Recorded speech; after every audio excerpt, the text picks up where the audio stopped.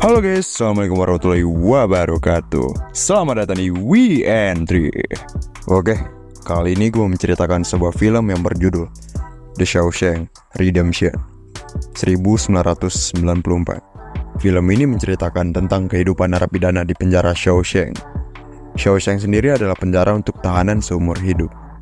Dan seseorang tahanan yang bernama Andy Dufresne berhasil kabur dengan merencanakan pelariannya itu selama 20 tahun lamanya. Shawshank juga menjadi salah satu film terbaik sepanjang masa.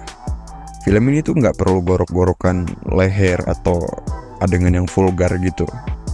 Film ini tuh minim aksi, jadi gue ingatkan sekali lagi, film ini minim aksi. Buat kalian yang nggak suka, nonton aja ya ler. Oke, langsung saja. Film ini diperani oleh Tim Robbins sebagai Andy Dufresne, Morgan Freeman sebagai Red, Clancy Brown sebagai Byron Hadley, Bon Ganton sebagai Samuel Norton. Pada tahun 1947, pria bernama Andy Dufresne dijatuhi hukuman 2 kali seumur hidup karena dituduh telah membunuh istri dan selingkuhannya. Di TKP pembunuhan, pihak polisi menemukan beberapa selongsong peluru milik Andy. Tapi Andy mengatakan bahwa dia hanya menggertak, tidak sampai ingin membunuh mereka berdua. Pihak polisi yang sudah cukup menemukan barang bukti, Andy akan tetap dipenjara 2 kali seumur hidup, meskipun dia tak merasa melakukannya. Andy dikirim ke penjara yang bernama Shawshank. Kita akan diperlihatkan seseorang pria yang bernama Red. Red ini dipenjara sudah 20 tahun lamanya. Dia mencoba mengajukan banding namun ditolak. Dan Red ini juga menjadi penyelundup barang-barang ilegal di penjara Shawshank.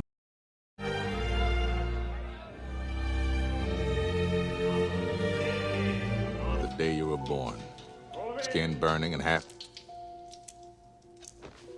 Di awal masa tahanan Andy di penjara, dia adalah orang yang sangat pendiam.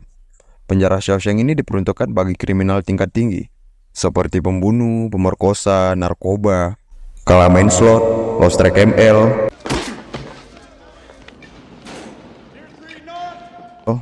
Pada saat waktu makan, Andy menemukan ulat di makanannya.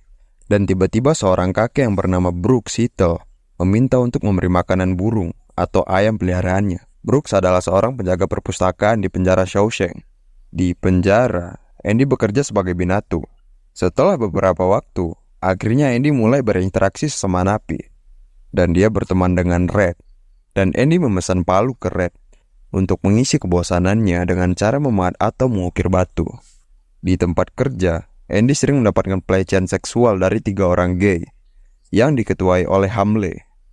Malamnya, Brooke membawakan palu pesanan Andy dari Red. Andy mulai memahat batu untuk menjadikan sebuah pion catur. Dan Andy juga mengukir namanya di dinding sel miliknya. Scene berpindah 3 tahun ke depan. Para napi dikumpulkan untuk memperbaiki penjara Shawshank. Saat bekerja, Andy mendengar sipir penjara yang bernama Byron Hadley hendak membeli sebuah mobil. Namun peraturan perpajakan sangat ketat pada zaman itu, membuat Hadley mengurungkan niatnya. Andy lalu menawarkan dirinya untuk mengatasi hal tersebut, dengan membantu Hadley menggelapkan uangnya secara legal. Seketika, Shawshank menjadi tempat ramah bagi para napi, semenjak kedatangan Andy.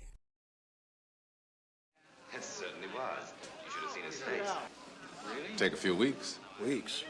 Keesokan harinya, Andy hampir terbunuh oleh trio G. Dan Andy pun harus dilarikan ke rumah sakit. Sementara itu, trio G diajar oleh Hadley dan mereka dipindahkan ke penjara lain, sehingga para napi bisa tenang dari trio G tersebut. Dan sekali lagi, mereka berterima kasih kepada Andy. Para napi merencanakan penyambutan Andy ketika dia keluar dari rumah sakit. Red juga mengabulkan permintaan Andy, yaitu memberinya sebuah poster bintang film idamannya. Dan poster itu pun dipajang di dinding sel miliknya. Suatu hari, sel tahanan diperiksa satu persatu, termasuk sel miliknya Andy. Saat penggeledahan, Andy begitu tenang, memegang Bible yang berada di tangannya. Semua barang selundupan Andy tidak ditemukan oleh Norton.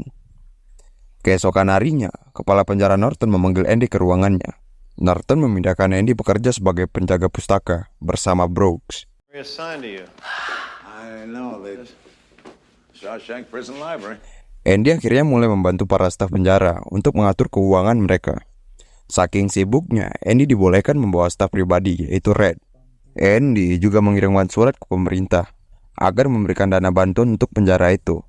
Tapi sayangnya, walaupun sudah mengirim surat setiap minggunya, Andy sama sekali tidak mendapatkan respon dari pemerintah.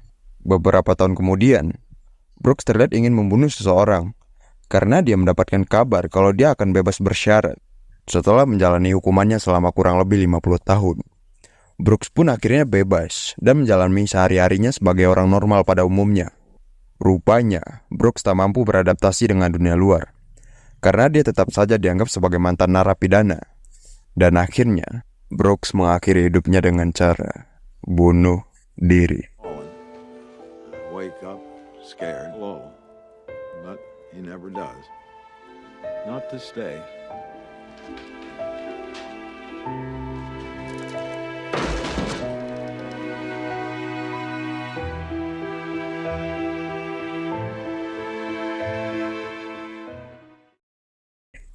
Setelah itu, pemerintah akhirnya merespon surat dari Andy dan memberikan dana bantuan ke penjara Shawshank.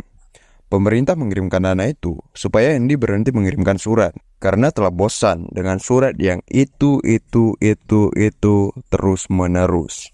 Andy lalu memutar kaset piringan dengan menyetel volume menjadi 500, sehingga para napi dan Norton terhairan gede amat 500 volume. Andy akhirnya dihukum dengan diasingkan atau dipenjara isolasi selama 2 minggu.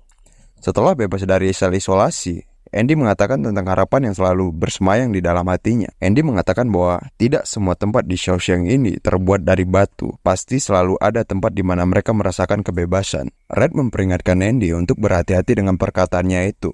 Shawshank kembali mendapatkan bantuan dari pemerintah karena Andy selalu saja mengirimkan surat yang isinya itu aja. Surat itu berisi, "Tolong aku." Dan dana yang diberikan pemerintah itu dilarikan untuk memperbaiki perpustakaan yang sudah tua tersebut. Pustaka itu diberi nama baru, yaitu Brooks Hill Memorial Library. Para napi memberikan nama itu untuk menghormati mendiang Brooks. Pada tahun 1963, kepala sipir Norton mulai mengirimkan para napi untuk bekerja di luar Shawshank. Dan Norton mengambil keuntungan dengan cara memotong upah dari para napi. Andy kemudian membantu Norton untuk penyucian uang dengan menggunakan nama samaran, yaitu Max Stephen. Jadi, misalnya ketahuan melakukan penyucian uang, Andy akan tetap bebas dari tuduhan karena dia menggunakan nama samaran, yaitu Max Stephen. 2 tahun kemudian, Shawshank kedatangan napi baru. Salah satu dari mereka yang bernama Tommy William. Andy dan Red berteman dengannya. Andy bahkan mengajari Tommy membaca, menulis, menghitung, main FF, sehingga dia berhasil lulus dari ujian yang diberi oleh Andy, agar dia nantinya mudah untuk mendapatkan pekerjaan setelah keluar dari Shawshank. Pada suatu hari, Red menceritakan kejadian yang menimpa Andy, yang dituduh telah membunuh istri dan selingkuhannya. Mendengar cerita Red itu, Tommy malah mengingat seseorang di penjara lain, tempat ia dulu pernah menekam. Seseorang itu pernah berbicara kepadanya tentang kejadian yang dialami Andy. Seseorang itu pun mengaku, padahal dialah yang membunuh kedua pasangan itu, tapi malah suami yang dituduh. Setelah cukup lama mengobrol, ternyata benar, seseorang itulah yang membunuh istri Andy dan selingkuhannya. Andy kemudian menghadap ke Norton dan menceritakan berita ini. Dan Andy mengatakan, ini adalah kesempatannya untuk bebas dari penjara Shawshank.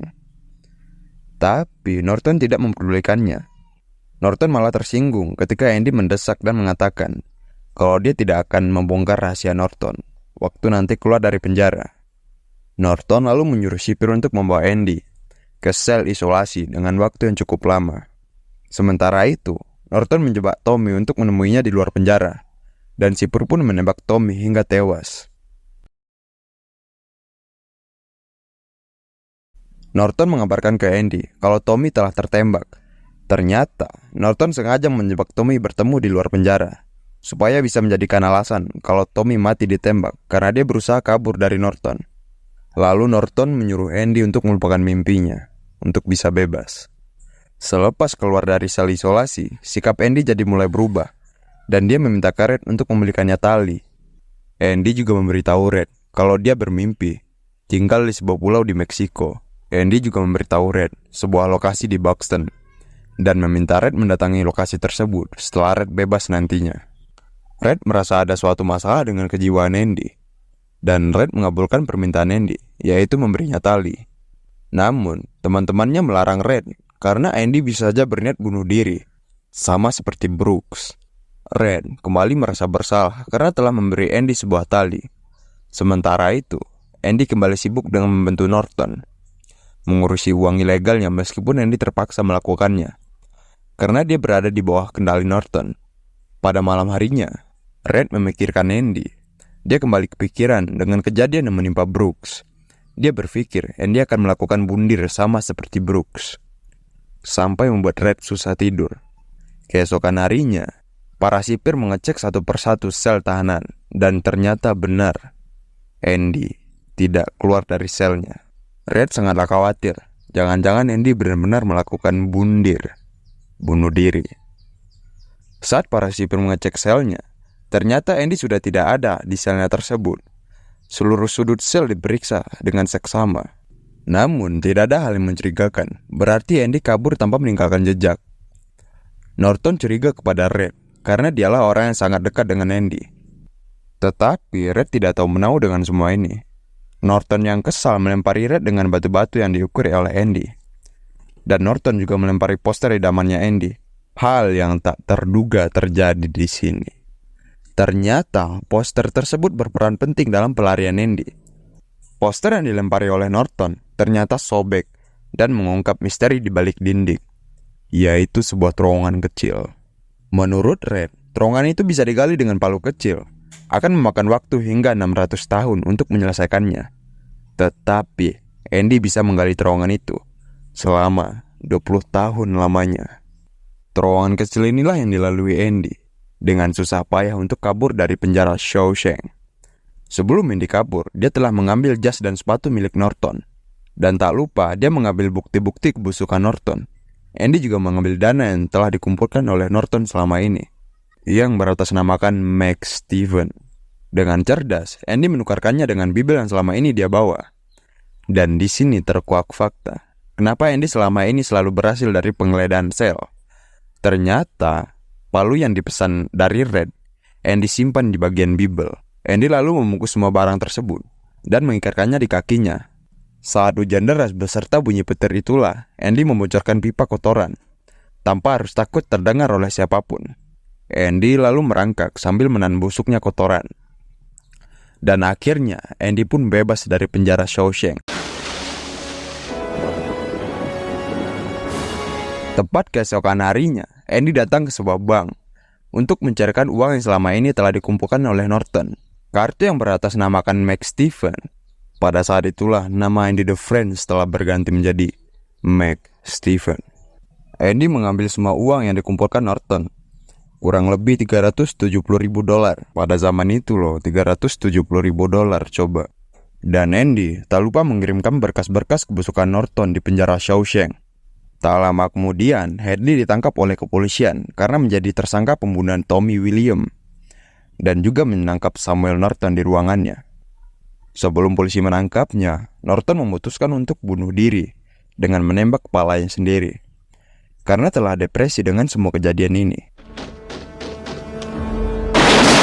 Setahun kemudian, Red berhasil bebas bersyarat setelah 40 tahun lamanya menekam di Shawshank.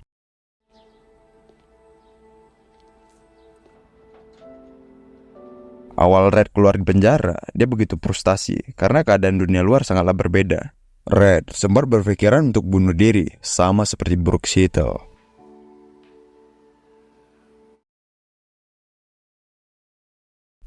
Tapi, dia teringat pesan Andy. Lalu Red pergi ke tempat yang Andy maksud dahulu. Dia menemukan uang sebuah kertas yang dituliskan oleh Andy untuk dirinya. Dalam surat, Andy meminta Red pergi ke sebuah pulau yang telah tertulis di surat itu. Red pun langsung pergi ke tempat yang dimaksud. Dan akhirnya, Red pun percaya tentang harapan yang selama ini Andy katakan. Dan mereka pun bertemu di sebuah pantai Meksiko dan tamat.